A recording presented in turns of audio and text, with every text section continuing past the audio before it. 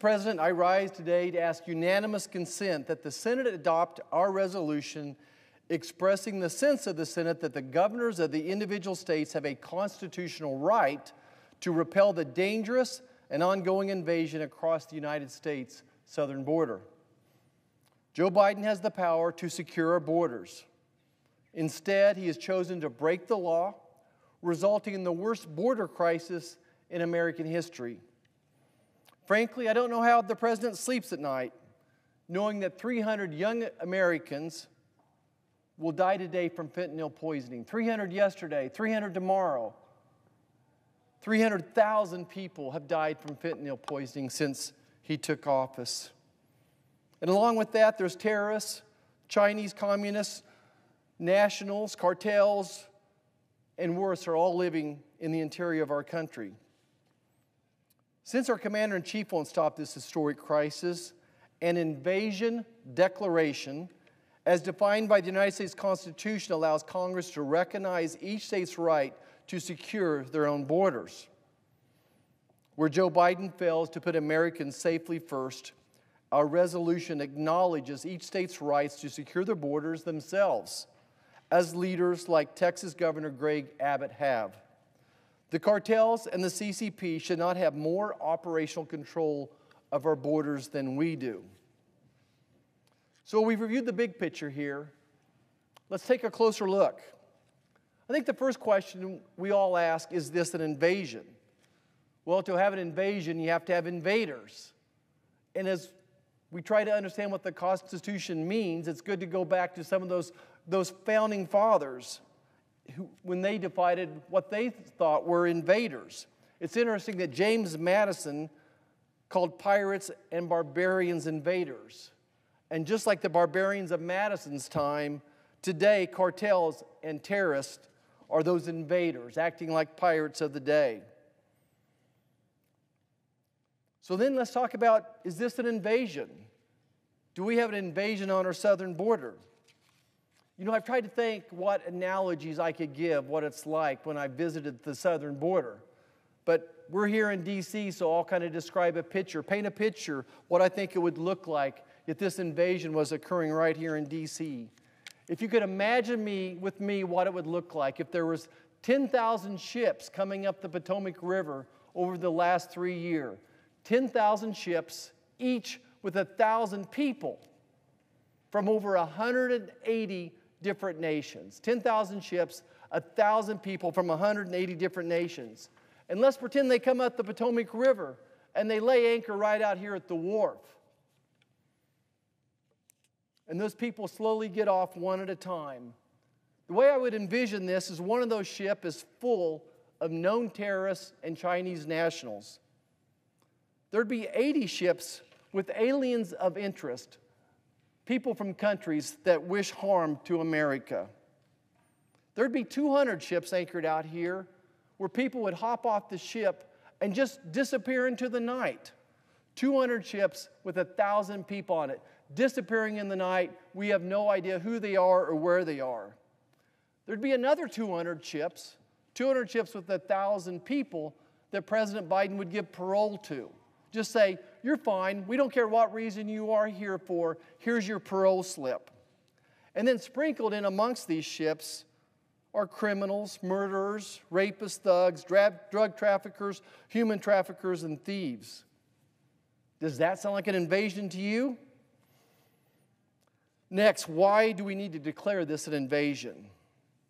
Well, what our resolution does is give state governors more powers to defend themselves. If the federal government's not doing their job, then it would make sense that the governors would have the right to defend themselves, to defend their people of their state. So let me explain a little bit further. Now, I'm a physician, I'm not an attorney, definitely not a constitutional lawyer.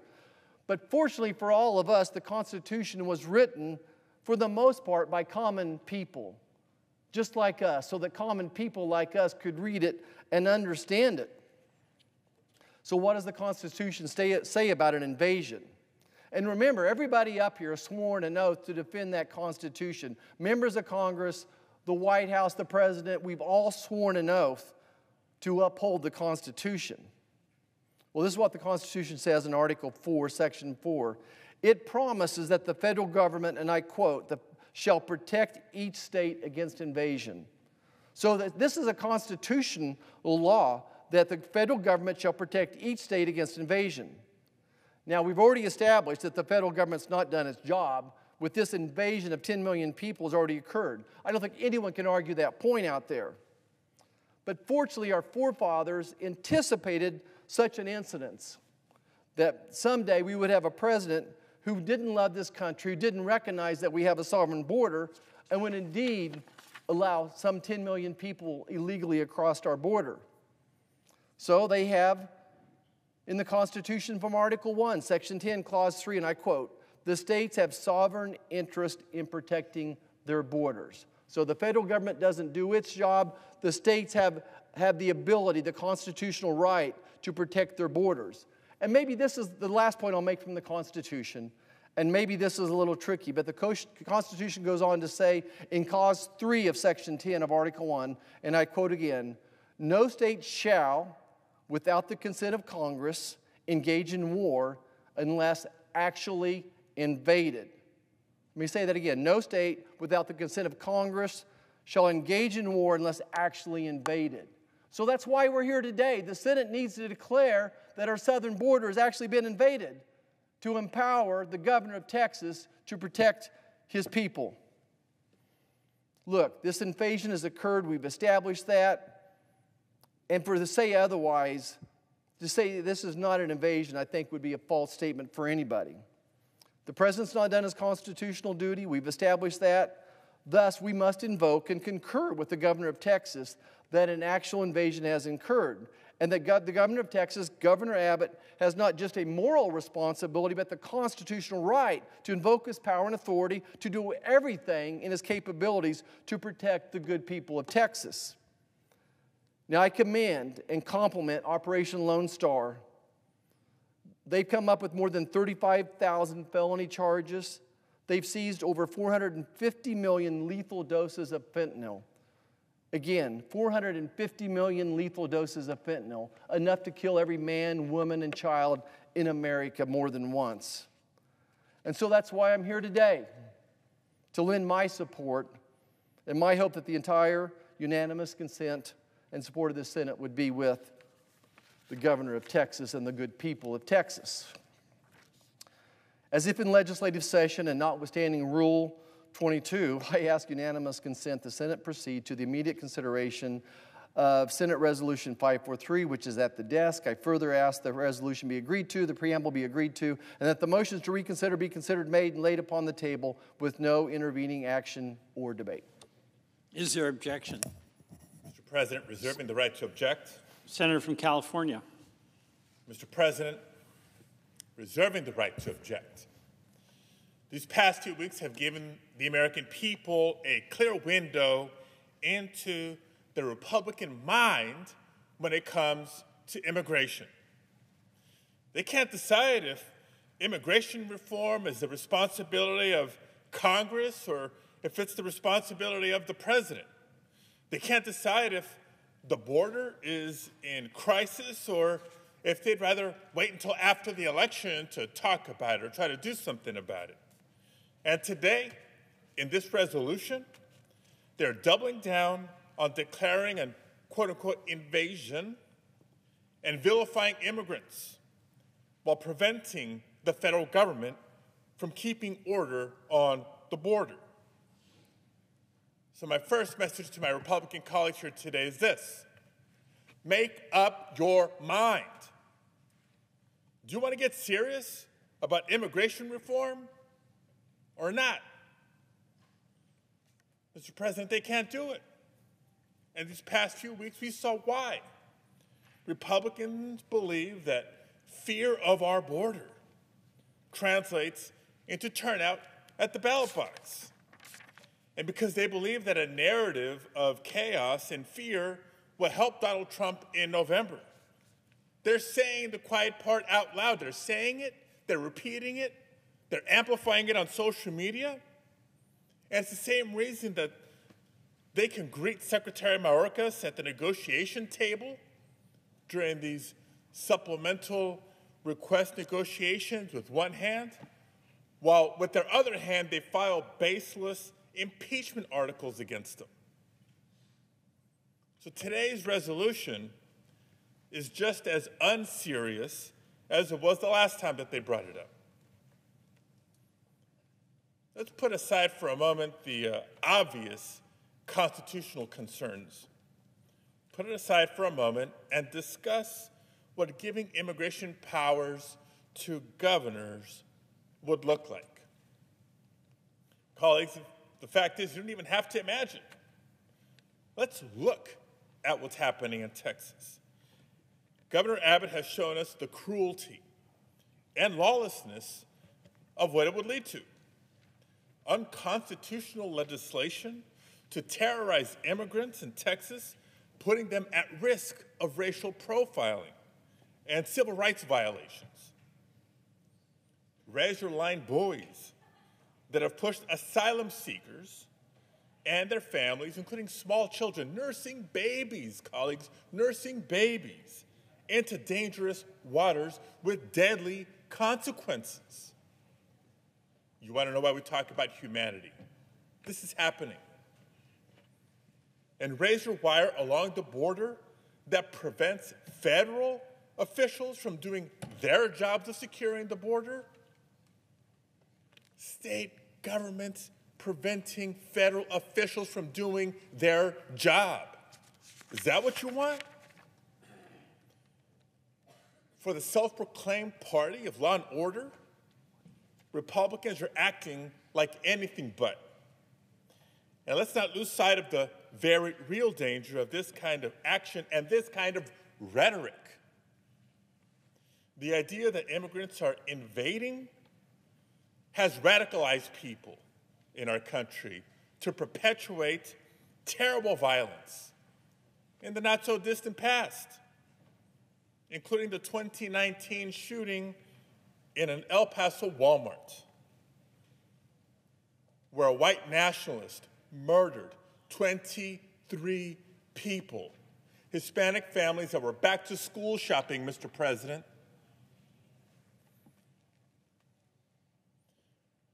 My colleague from Kansas asked something about being able to sleep at night.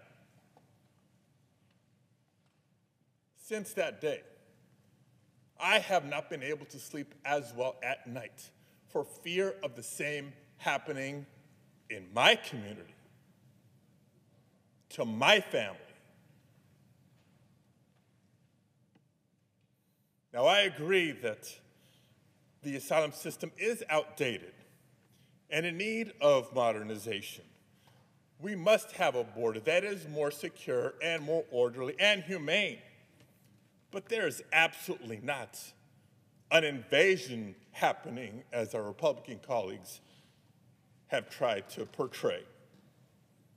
People arriving at our borders are seeking protection for themselves and their families, seeking refuge from violence and political persecution from repressive regimes, exercising their legal right to asylum, or to seek asylum, a legal right to seek asylum that we established back in World War II. Mr. President, today's resolution would represent a fundamental disregard for the Constitution and the rule of law, and it would undoubtedly lead to more cruelty at the border and throughout the country for that matter, not just at the border. Mr. President, it is for that reason that I object. Objection is heard. Senator from Alabama. Thank you, Mr. President. Mr. President, I'm proud today to join my colleague, Dr. Marshall, on the floor to support the state of Texas in their efforts to secure the disaster at the southern border. I've been there many times. I would challenge my Democratic colleagues, how many times have you been to the southern border in Texas to see this disaster? Right now, the Biden administration is actively trying to stop the state of Texas from protecting their and our border. Meanwhile, Democrats are telling the press that they want to fix the border crisis that President Biden has created. It's taken 3 years, but they say that the Republicans won't let them. That is not true. Biden administration is suing Texas and destroying barriers at the border actively. Every day. The taxpayers have already paid for the wall, the extension of the wall that was stopped when President Trump, or after President Trump was stepped down a few years ago. President Biden refuses to build a wall. He's pushing a bill on us that actually sets aside money already appropriated for the wall and allows him to postpone new construction indefinitely. There's no plan. This is what they call a border bill. I call it a border giveaway. Joe Biden is selling off the border for pennies on the dollar that the taxpayers have already paid for. It's online. You can go online and buy at an auction the wall and razor wire that's sitting on the ground, mostly in Arizona. And you can buy it for 10 cents on a dollar. He's actively destroying our southern border. This is something from the worst nightmares of our founding fathers. A president who is more concerned about other people's borders and not ours. Now about half of the American southern border is also the southern border of Texas. There's no saying that the Constitution is not a suicide pact. The federal government cannot, I repeat, cannot force Texas to let itself be invaded and destroyed. Article 4, Section 4 of the Constitution promises that the federal government shall protect every state from invasion. In fact, the Declaration of Independence accused King George of exposing the colonies to all dangers of invasion.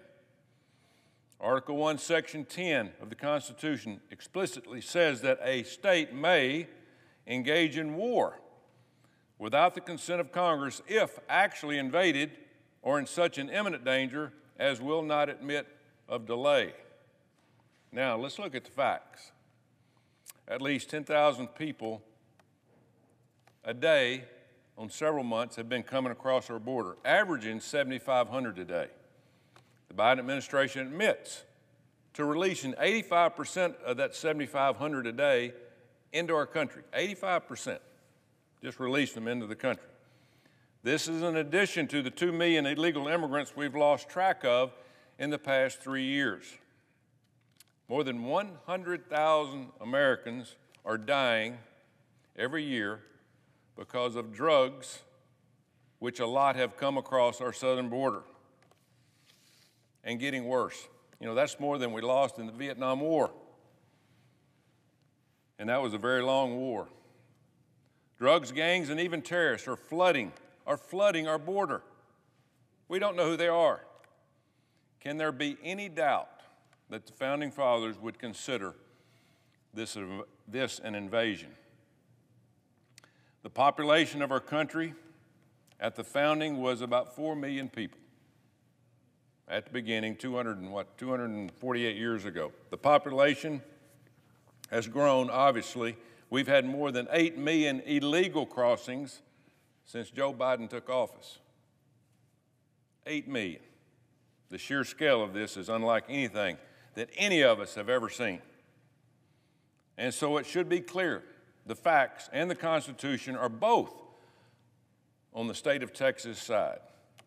And Texas has every right to protect the people in its state and our country.